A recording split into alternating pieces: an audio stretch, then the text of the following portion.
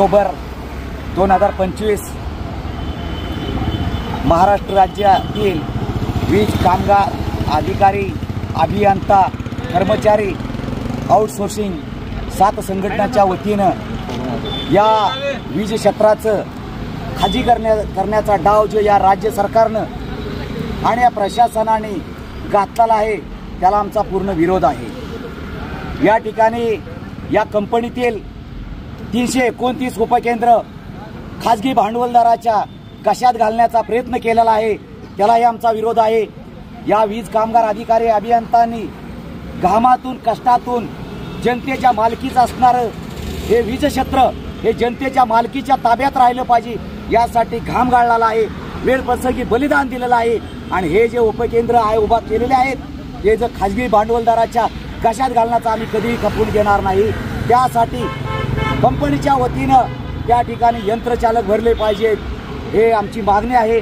त्याचबरोबर रिस्ट्रक्चरिंग हा आमच्या साथी संघटनेच्या शिखर नेतृत्वाला विश्वासात न घेता या प्रशासनाने मनमानी पद्धतीनं गाव घातलेलं रिस्ट्रक्चर आहे ते आम्हाला मान्य नाही।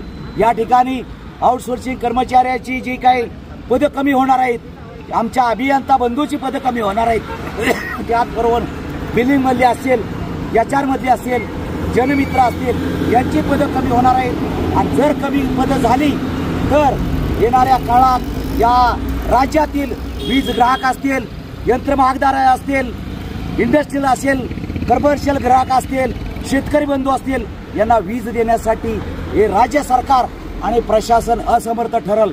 म्हणून आमची मागणी आहे की ज्या प्रमाणात वीज ग्राहक आहेत त्या प्रमाणात अभियंता भरले पाहिजेत, त्या प्रमाणात वीज कामगार भरले पाहिजेत।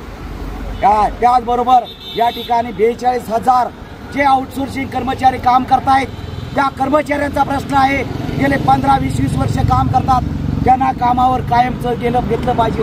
आमच्या मैत कर्मचाऱ्याचे वारस आहेत, अभियंता बंधू आहेत, यांचे कर्मचारी हे शिक्षण झालेलं आहे त्यांना नोकरीवर घेतलं पाहिजे सिव्हिल माध्यमातून। अनेक प्रश्न आहेत।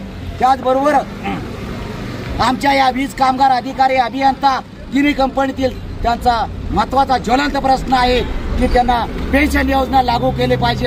आज आमदार खासदार म्हटलं तर एकतर्फी त्यांना मंजूर करतात, त्यांना पेन्शन योजना लागू होती आणि आमच्या वीज कामगार अधिकारी घाम गाळतोय, जनतेला उजेडात ठेवतोय आणि त्या ठिकाणी बलिदान वेळ प्रसंगी त्यांचा जीव गेला तरी माघारी बघत नाही आणि या जनतेला अंधारातून प्रकाशात ठेवण्याचं काम करत आहे, तरी सुद्धा या सरकारला जाग येत